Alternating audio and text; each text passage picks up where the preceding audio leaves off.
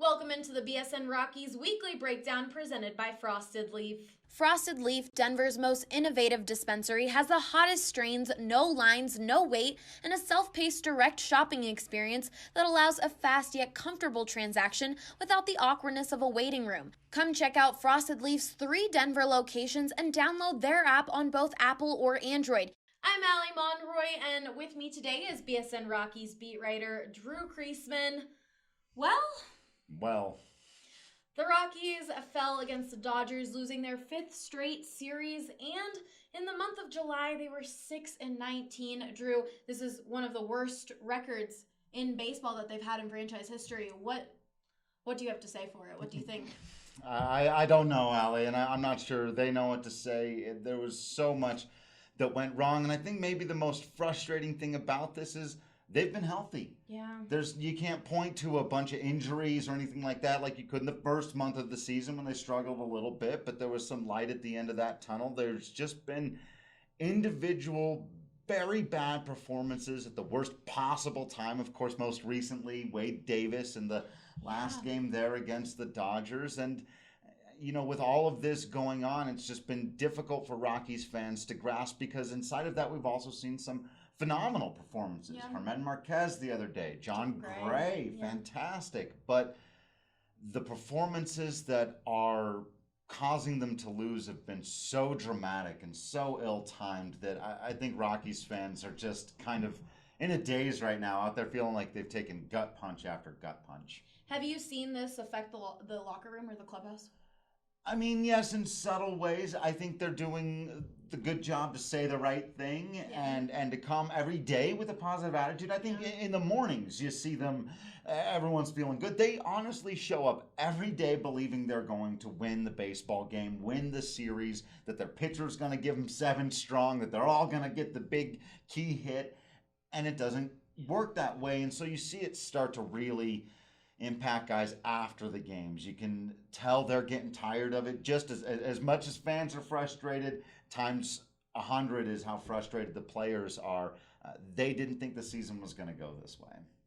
Well, the Rockies didn't make moves during the trade deadline. They made one with the Yankees, very Two very small ones, 2 lower level ones. Why do you think that was? You know, I think there are a couple of reasons why.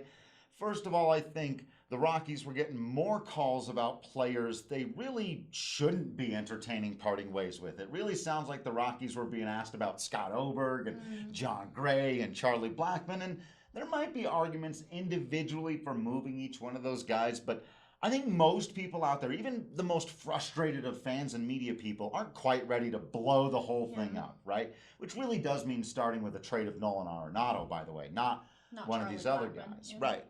And so Jeff Bridich didn't blink in moving any of those guys. And so I think in that way it was good. Now, I understand frustration about not getting rid of any of these contracts or veterans you thought maybe would have some value, but that still can be done in the offseason. I think it'll be fairer to really ratchet up the criticism about those types of moves if we go into next season and it's almost the same group. It can't be. The core should remain intact. And Jeff Bridich said that, and I think that's right.